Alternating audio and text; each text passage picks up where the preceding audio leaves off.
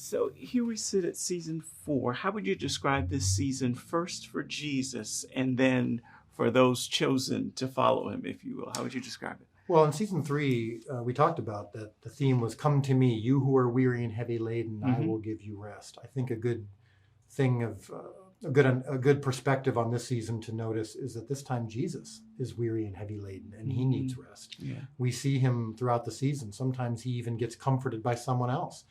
As we get closer and closer to Holy Week, we see in Scripture that Jesus got more frustrated, got more brokenhearted. He wept over the city of Jerusalem. He was frustrated at the religious leaders that they weren't getting his message. And then, yes, got frustrated at those who were chosen to follow him because they were still not quite getting what he was preaching. And he realized they're probably not going to get it until I die. And that's just as devastating, I think, for him as the death itself. And so this is the transition towards that in season 4. And I think season 4 in many ways is the beginning of the end. Wow. I hear that, and I know watching, I just felt like as I'm hearing him talk, especially he's having a conversation with his mother, I'm like, I feel like he's describing us to a degree today. And I know this is scripted for back then, but I feel like that's the hope. And that's the whole conceit of the show, is seeing Jesus through the eyes of those who met him. And when you do that, you realize their struggles, their questions, their doubts were the same as ours are today. And hopefully the answer is the same. But I do think that we have the luxury that the disciples didn't have, is we can look back on it in retrospect. We sometimes read these stories and we're like, how could they not get it? It was so obvious. He was telling them. And we're like, and you got to remember the context of the time, the culture, their religious faith. They were so anticipating a Messiah who would be a conquering leader that when they finally found him, it was very hard for them to get out of that, of what they thought that would look like. And he just kept saying, no, I'm here for your heart. I'm here for your heart. We're not going to win a war just yet. And they just couldn't grasp it. And so hopefully we don't make those same mistakes. This production seems to continue to grow. We've got the 4th season, the entire 4th season going to be available in theaters. It grows every time I talk to you. What's the blessing in that, and what's the burden? I think they're one and the same. And honestly, and I'm not just saying this to skirt the question, I really just don't think about that very much. Wow. I think the show demands certain things each season. Season 4 demanded a bigger scale because they're going to Jerusalem more often. There are bigger things happening. We've got stories you can see glimpses of in the trailer. This isn't a spoiler. Lazarus, the raising of Lazarus, the death of John the Baptist. There are things that are just big, emotionally and big on a larger scale. And so we have to expand the scope of the show and the production values and the depth of the storytelling as well.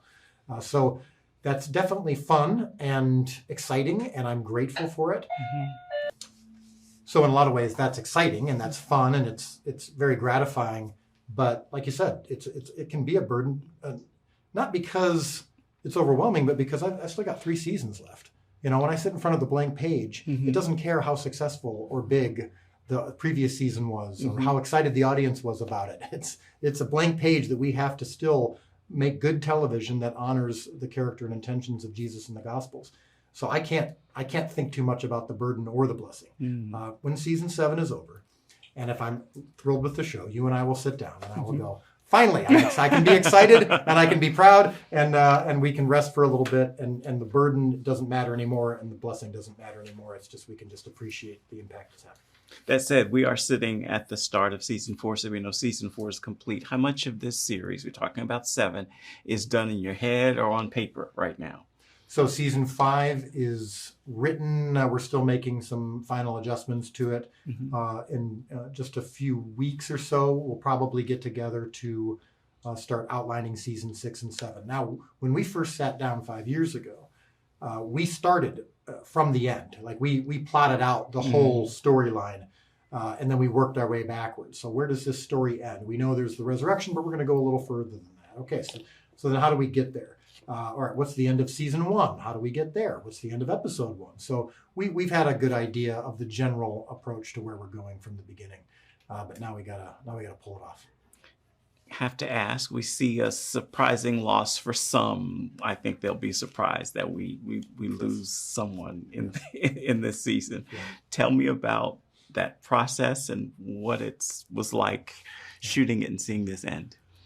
So This was not a surprise to us. When we first devised the series, when we first started planning out the whole 7 seasons, we knew this was coming.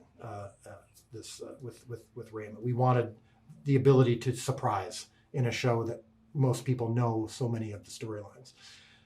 So we knew from the beginning. It got more and more difficult as we got to know, as the actress, as we got to know the characters. But we stuck to the plan because it matters so much for where Thomas is going. And that is from Scripture. We know where Thomas ends up. We thought this was a really interesting way to contribute to that journey. But filming that whole sequence, it's not just what happens at the end of that sequence, but that's a sequence that's very, very long. And Jesus is preaching and he heals a blind man and he's doing the woes to the Pharisees. There's a lot going on, and it all just, it's this, boiling water that just ends up blowing up and steaming. And we felt like it was a natural conclusion and something that they would have faced during this time. So painful, yes, for all of us. It will be very painful for the audience. There are a lot more coming that's going to be painful as well. That's from Scripture. And we'll just all get through it together. And we all know that there is a very good news coming at the end that will be good news for everyone, including Thomas and Raymond. Before I let you go, you do have another project that's coming. Christmas. What can you tell me about it? Yeah, I flew in late last night. I'm flying right after the premiere tonight. Best Christmas Pageant Ever is filming in Canada right now. And in fact, it's filming as we speak. I have my assistants helping getting some footage done today because we couldn't take the full day off. So Best Christmas Pageant Ever is something I'm very excited about. It's a project I've been chasing for 15 years. It's the only project that my wife and I would allow to be done during filming of The Chosen. The theme of it, I think, actually is very Chosen-esque, even though it's modern. It's the notion that when you strip away some of the pomp and circumstance that we apply to the Christmas story, when you strip all that away, you actually get closer to the heart of Jesus and closer to the truth of the story. And we just tell that through a modern comedic context, but with a very, very important and meaningful and touching message. So it actually has been really great for me because it's an artistic break. It's doing something very different from what I normally do, but something that still fulfills and scratches the itch of telling Jesus stories in a new way.